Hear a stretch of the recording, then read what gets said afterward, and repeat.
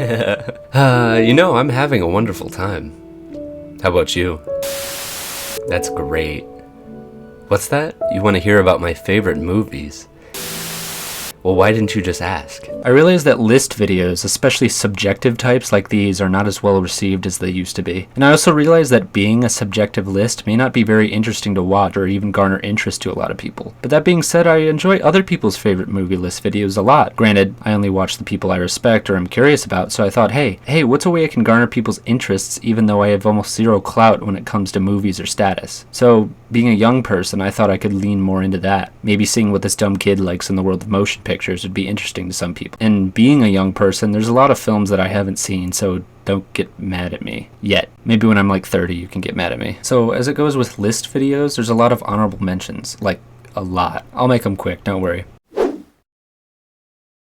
Interstellar. If I had to walk into a theater with my eyes closed, I'd pick this movie. The soundtrack by Hans Zimmer is one of the best I've heard in a long time. The docking scene will always be amazing to me. Reservoir Dogs.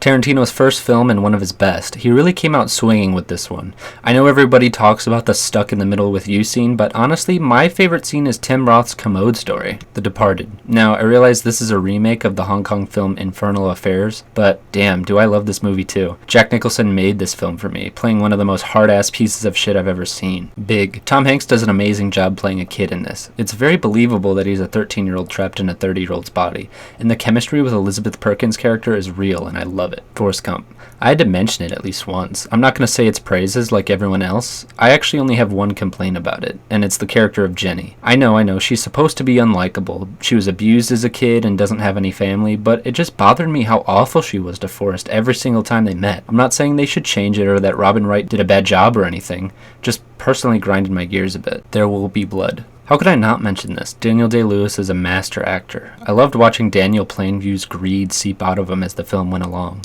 and the final scene between him and Eli was exhilarating and shocking. Snatch.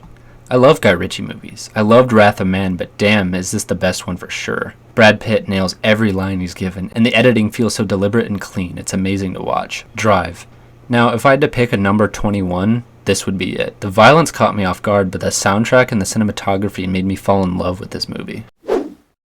Crouching Tiger, Hidden Dragon. This may be one of the most visually stunning films I've ever seen. Every movement is so fluid and flowing, especially during the fight scenes. What this film does right is that it lets us see the movements that each character is doing and doesn't make us nauseous by cutting at every single punch and kick thrown. And you can see that the time and effort was put into making this look real and genuine. While Ang Lee isn't known for his martial arts movies, he's known for his passion behind everything he does. And it shows with this film. I don't know what the hell this was about though.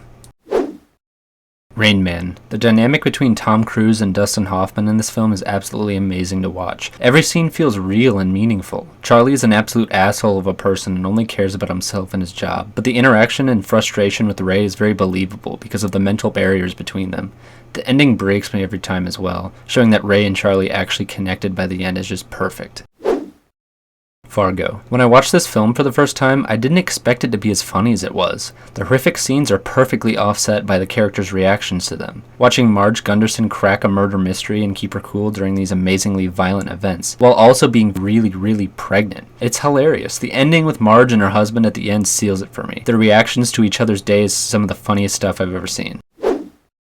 The Shawshank Redemption. I've always liked the psychology of people being institutionalized. All of a sudden you grow to need your prison, whether it be mental or physical. Brooks and Red show both sides of the argument. Brooks' life was inside of Shawshank and he didn't know how to live outside of it. He went crazy and ended up costing him his life. We see by the end that Red almost fell into the same trap. That and his relationship with Andy makes this a top tier film for me.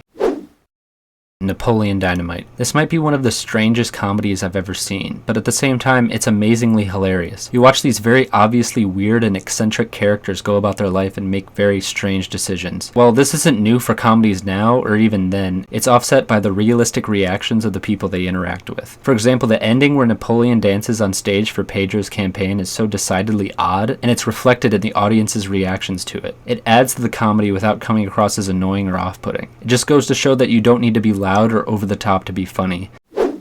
Requiem for a Dream. While Jared Leto had arguably his best role in this film, I think all the credit goes to Ellen Burstyn and her performance. She absolutely goes hard and never stops once throughout the whole film. The filmmaking itself is also one of a kind. I like the use of fisheye lenses at points. Sometimes you could tell that Jared Leto and Jennifer Connelly had cameras attached to them as they moved through a scene. It all makes this film feel cerebral, and while there's very obviously things happening to move the plot, the real meat of the film is in the characters' mental states. The sad journey they take from being happy to how desperate they become in the end. I will never forget the song that plays throughout the film as well. Every time I hear it, it just evokes strong emotion. I've seen this movie twice, and I think that's good enough for, well, the next 10 years, maybe? Airplane. This is the film I turned on after watching Requiem for a Dream, and in doing so I remembered how funny it actually was. Take everything I said about Napoleon Dynamite and turn it on its head. This is funny because of the absurdity. The commitment to the jokes of the plot is indeed what makes this an absolutely hilarious experience. This proves to me that at least in terms of comedy, you have to fully commit to your bits or the comedy just does not land. In this, the plot means nothing. Its only purpose is to set up even more insane and ridiculous jokes. Keeping things grounded and realistic is not the aim of the film at all. Its only goal is to make you laugh, and that it does very well. The Dark Knight. Surprisingly, this isn't my favorite film by Christopher Nolan, but that doesn't mean that The Dark Knight isn't anything but masterfully done. It's the best superhero movie by far. Every moment of action is gripping and intense. Sometimes the fist fighting is a little hard to watch, but the acting is top notch. Of course, the Joker by far is the best character, but personally my favorite scene is at the end where Gary Oldman gives the speech about Batman being the hero that Gotham needs. And to cut to credits is the absolute perfect way to end the film and to set up for The Dark Knight Rises. Django Unchained. You're going to see 2 more Tarantino films on this list, both much higher than this one, but Django's strengths, like all the Tarantino films, lie in the characters. Jamie Foxx, Christoph Waltz, and Leonardo DiCaprio are all perfect casting choices. The original soundtrack fits very well. Timely songs along with modern mixes only adds to the atmosphere. The best scene for me personally is when Calvin Candy confronts Schultz and Django about buying Hildy, and DiCaprio does this absolutely terrifying and angry performance. It's a marvel to see every time I watch it.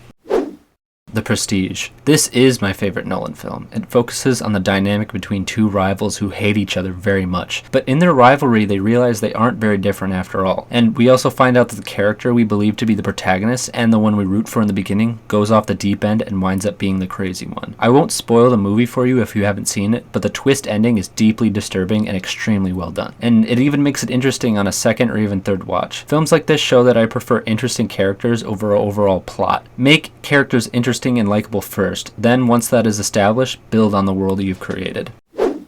Apollo 13. I'm not the biggest fan of the start of this film. It feels a bit whimsical for me, like a Disney movie about a kid wanting to go to space or something. But once they get up into space and you realize that Jim Lovell, Fred Hayes, and Jack Swagger were all real-life people with real problems, it gets to be one of the best films ever made. The interaction between the astronauts and Mission Control is endlessly entertaining to watch. I don't know, but watching insanely smart people do smart things and problem solve is interesting and gripping to witness. Also, knowing that the combined intelligence of this room of people and the astronauts is what kept this disaster from being one of the great American tragedies to being a story of great intelligence and perseverance. I have endless respect for the people who went through this, and this film made me realize it.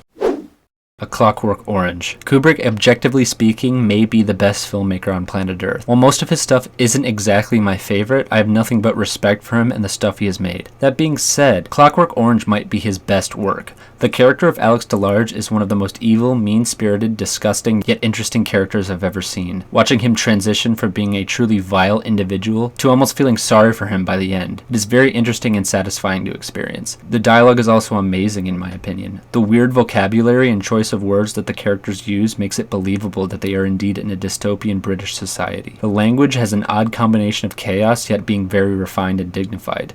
It's interesting to see how each of the characters use it and interact with each other. Goodfellas. This might be the best cast out of any film that I've ever seen. Ray Liotta, Joe Pesci, and Robert De Niro each nail their characters. It was between this and one of the Godfather movies. Personally, I think part 1 and part 2 are equal. Take that however you want, but after watching them, I realized I prefer Goodfellas to either of them. Watching the character of Henry Hill rise in the ranks of the family and then slowly descend in desperation by the end is masterfully done by Scorsese. Seeing the life inside the mafia, seeing how it operates and the rules and regulations they put into their members is interesting to no end. Knowing also that actually all of this happened to some extent and not even that long ago is just mind-blowing.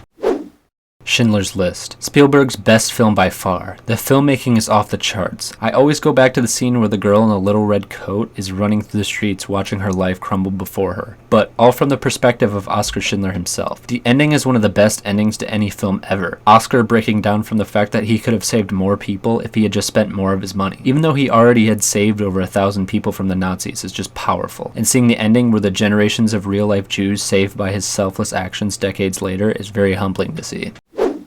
Taxi Driver. This is my favorite Martin Scorsese film. I know most people put Goodfellas above it, and I definitely understand why. But while watching this, it started to become more and more real to me how crazy Travis Bickle actually is. But also that the world around him is equally crazy. You're sympathetic for Travis because you know he has good intentions at heart, but his actions tell you that he himself is no better than the world he lives in. He's the little fish in a big pond and he wants to make it better, but are his methods really justified? That's why the actual character of Travis Bickle is so interesting to watch and think about, and Robert De Niro plays it masterfully and what I believe is his best role ever. Kill Bill. As with many people, I see both Kill Bill films as one complete film and see them both as equals. Every aspect of this film is exciting and interesting to watch. There's nothing real about it, but that's what makes it great. It's a story about a woman and her undying need for revenge, and nothing will get in her way. That's why certain things that wouldn't be okay in most films work here. It's told in a way that a parent tells her child. Maybe they make a few things up. Maybe they embellish the truth a little bit. But that's not what it's about. It's about the joy and the ride of the story. Uma Thurman, David Carradine, and the rest of the Deadly Viper assassination squad are fun and interesting characters and are cast perfectly. American Psycho. Christian Bale's best role in my opinion. He says every line with the same amount of sarcasm and anger that makes Patrick Bateman a scary person. But what you also come to realize is that Patrick Bateman is just like everyone else in his friend group. It just so happens that we come at it from his point of view. If we were to see it from, let's say, Paul Allen's point of view, not much would change other than the fact that it would be a lot shorter of a film. My favorite films are those that deal with psychological and social issues, and this one is a perfect example of both. The ending is often debated, but personally I think that whether or not he actually killed those people doesn't matter. The message, I think, is that relying and feeding off your social status leads to a downward mental spiral. Oldboy. Revenge stories and psychological deep dives tend to be my favorite types of films, I guess, and Oldboy is the best of both. Odesu, after being in prison for 15 years, goes on a tear to find out who imprisoned him and why. The stellar acting at the end when the twist is revealed is unparalleled, and what I believe might be the best performance ever by Choi Min-sik. This film was praised and recommended to me for a long time, so much so that I was afraid it was going to be overhyped. When I finally sat down and watched it, it was not. As long as the ending isn't spoiled for you, don't worry, this is not going to be overblown by any means. Pulp Fiction. I know, everyone loves this film, and so do I, but for a good reason. It's good! The dialogue between each character is seamless. While not totally realistic, it sucks you in and entertains you to no end. In 2017, I just got back from seeing Suicide Squad, and I hated it. The first Suicide Squad movie might be the worst movie I've ever seen, and afterwards I decided I wouldn't care about movies anymore. That was until I was told to sit down and watch Pulp Fiction. This was about a year and a half later, and afterwards, when it was over, I was so sad that it had ended. Never before this point had I watched a film and wanted it to keep going. I could have watched it for another 12 hours. Pulp Fiction is what got me back into loving movies again, and it means a lot to me.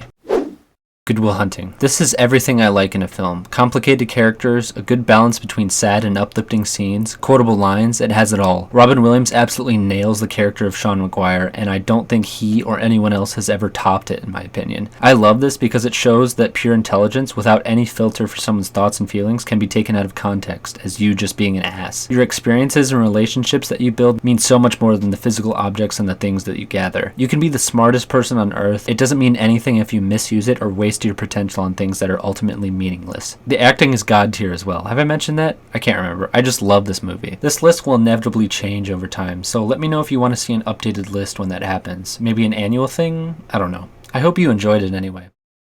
So, did you enjoy that list? Oh, you're gone? Okay.